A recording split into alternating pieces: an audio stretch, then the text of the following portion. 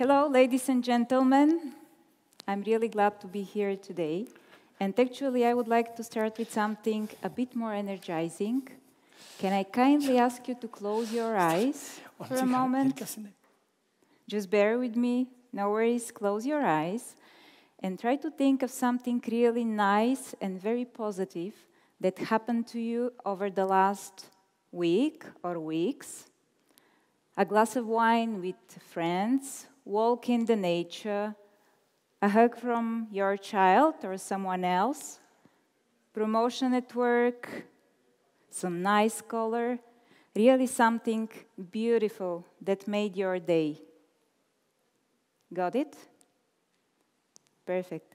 So open your eyes, please, and try to keep this feeling in your heart and your mind. I'll be back to it at the end of my presentation. Now, what I want to share with you over the next few minutes, it's actually how we learned in Sodexo, together with our employees, to generate this type of positive feelings, or similar ones, on a daily basis, and to make them long-lasting.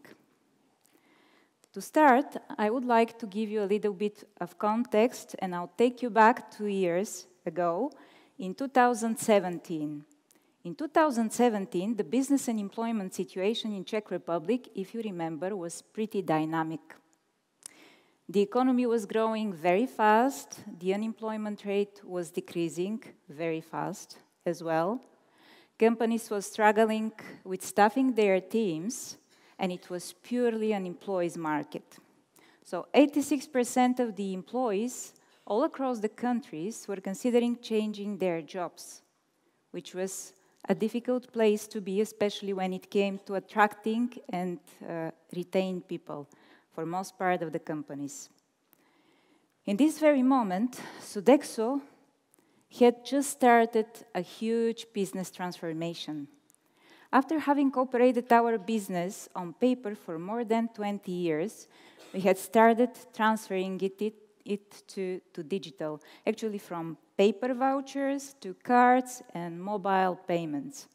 And at this stage, we were in the beginning, only 3% of our business were digitalized. So you can imagine how big change it was, not only in terms of operating model and organizational structure, but mainly in terms of people's mindset. As always in time of change, people were feeling totally uncomfortable, so a lot of them were wondering, should I stay or should I go? And actually 45% decided it was better to leave the company. At this moment, we had a retention rate of 65%, which I'm sure you know was absolutely not a great place to be. At that very moment, I was still in charge of HR in Sodexo, Bulgaria and Russia, and I had just been offered the position of HR in Czech Republic. I was really very enthusiastic about it. And 2 weeks before I physically joined the company, I was already in touch with my team-to-be, discussing different topics, solving some issues. So one day, I called my HR business partner to discuss something. I was full of energy, I was having great ideas. You know how newcomers are full of, fantastic stuff. So she listened to me, and she replied calmly, I've just received 2 more resignation letters. I'll put them on your desk since you're coming. And then she said, by the way, you'll find there my resignation letter as well. This was the moment I knew that it was going to be a great learning. So, September 2017, together with my colleagues from the board, we knew that we absolutely had to do something. You remember what the rabbit in Alice in Wonderland was saying? If you don't know what you're heading, all the paths will take you there. So we didn't know what we were heading. We just knew that we had to change something. So plenty of opportunities in front of us. The only drawback was that the only reference point we had at this stage was an engagement rate from early 2016, because at this moment Sodexo was running the engagement surveys every 2 years. So the usual suspects, as you can see, pay, communication, learning and development, and a pretty low engagement rate, but not enough detail to do anything with this. The first thing we realized quickly was that we had to find a new tool to measure the pulse of the organization on a more regular basis, and we were pretty clear in terms of what should be the requirements as for this tool. We wanted flexibility. We wanted a tool which would allow us to set up the round when we wanted, how we wanted, the way we wanted. We wanted to choose how many questions and what type of questions to put in these surveys. We wanted to have different level of access for our managers. So we were pretty clear, and artificial intelligence and possibility for people to put comments in there, more or less like Facebook. So we started investigating the market, and we actually realized that there were a lot of tools already available there. Old, well-known companies and those who knew startups delivering great stuff. We were pretty quick in falling in love with one of these tools called Peakon. Peakon was actually a pretty rich one, a pretty comprehensive tool, providing us with enough possibility of segmenting the data. We were able to give enough information to our managers. We learned how to use it because you can see that the dashboard is pretty complex. Besides the segment, you can also tackle how the employee engagement and moods are changing all the way down through the employee's life cycle. So really a fantastic, fantastic tool. We learned how to use it. We taught our manager how to use it. We set the expectation of our team that high, and we pushed the first round. We couldn't wait until we got the first results. It took us 2 weeks, and finally they were there. Here it is. We were surprised. We were expecting them to be low, probably somewhere around 0, but we were not expecting to have like -22, -32, and even lower. What you can see here is actually a snapshot of part of the main drivers, but on all the other pieces, it was pretty much the same stuff. And on top of this, since the tool was allowing us to see how employee engagement and satisfaction on the drivers was moving all the way down to the experience cycle, we saw that we were losing our employees almost immediately after they had joined the company. You can see almost less than 3 months after that. So it was pretty clear. We had to act fast. We absolutely had to find a new way to do this in a more interesting way. We needed to have everyone on board, all the managers and the team. And we needed to start thinking beyond the employee engagement, because obviously it was too short-term, not emotional enough. We really needed something else.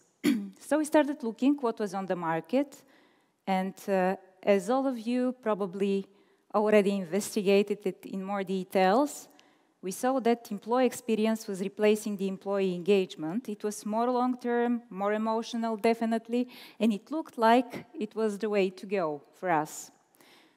When we started investigating deeper, we actually discovered that the concept was so broad that everyone was having different interpretation in there. So we read about the cross point of different environmental factors, of multiple touch points, of employee design thinking, many streams of it. But finally, we were able to identify 6 main pillars around which we built our action plan: technology, culture, multiple touch point, perception, fluidity, and convenience. Together with our team, we built a very well-structured action plan which was covering the whole employee life cycle from the beginning till the end. Just to give you a few examples, because these are just few examples, we digitalized our employer branding approaches. We introduced the fresh eye review after the 3rd month of employment. We launched a very comprehensive development program covering 100% of the employees and providing 2,000 training hours. We totally refurbished our offices. This is a real picture. It looks really nice. And we started tackling in even more details how our levers were acting in Peakon in a way that we could learn from our mistakes. We put a lot of effort. We were tackling the results in Peakon. There were some ups and downs.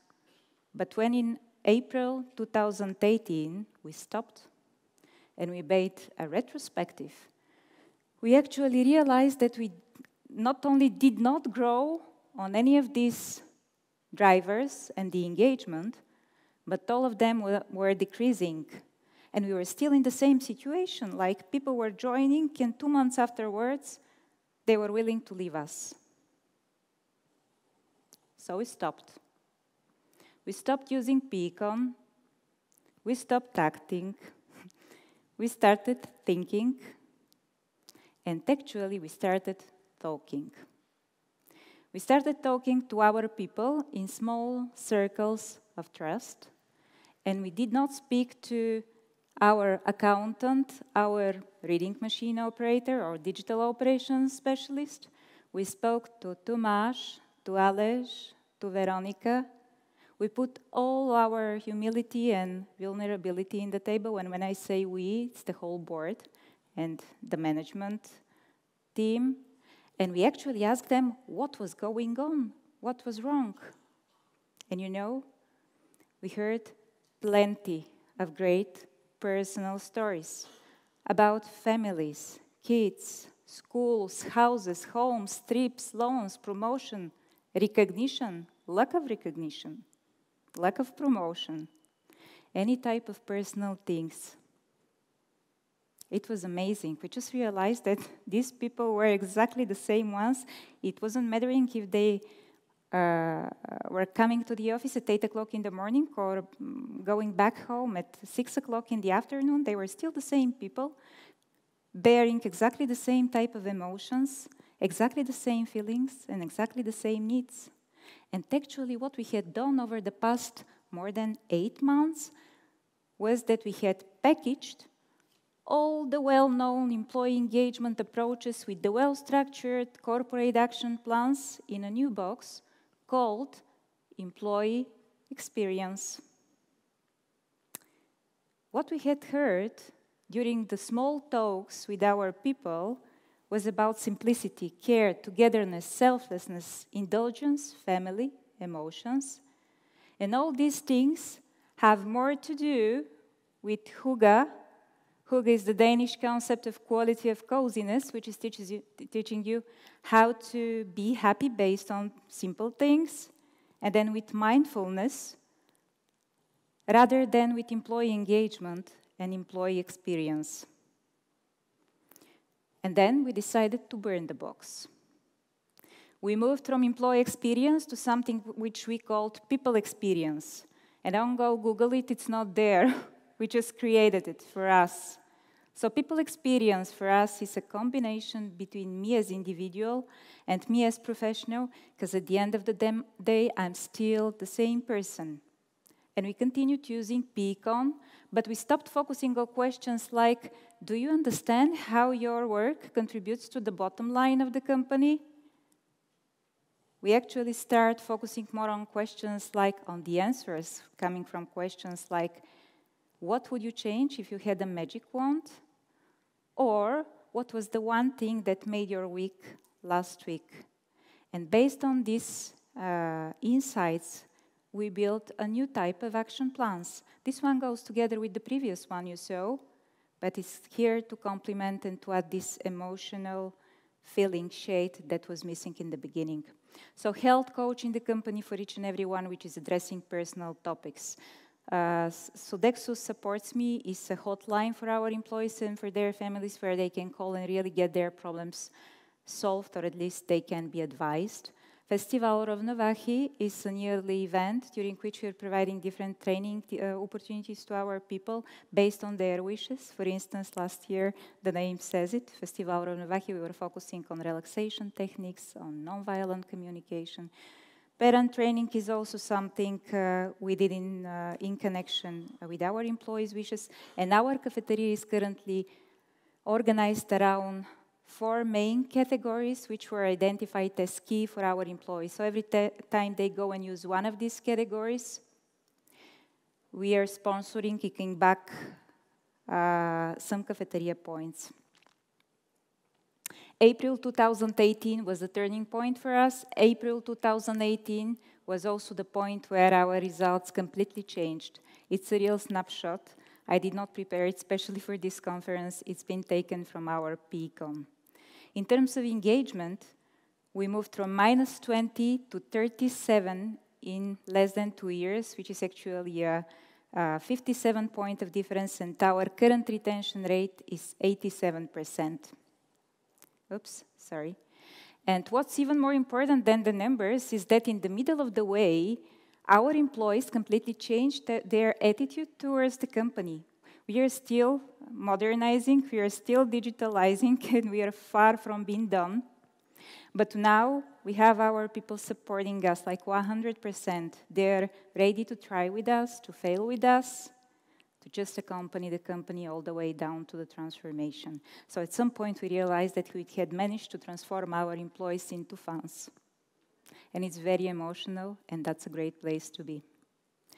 So to close this presentation, if you need to remember like 3 things out of it, the first one should be, I'm sure that everyone is using different tools to measure employee engagement, experience, or you can call it as you want. It's the emotional attachment of the employees to the company.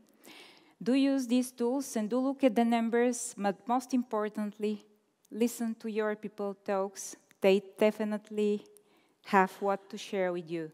The second thing, there is no one size fits all. So I'm happy that you're here and you listen to me. I'm sure that you heard a lot of interesting stories throughout the whole day. Now go back to your place, to your company, and really personalize your approach. Craft your own approach. It's really essential. Your company is unique, your team is unique, your approach should be unique as well. And then the third thing is, once you are in, you have to keep on going. So make sure that you have the commitment of each and every one since the beginning. You can't just start and let it go afterwards. If you are in, you have to keep on going. Now, I just want to go back to this first very positive thing that you had in your mind. This is what we try to generate in our people's mind on a daily basis, because it makes feel different. It makes a difference. And honestly, I think that we have just found a way. We still need to improve, but we are on a good track. Thank you.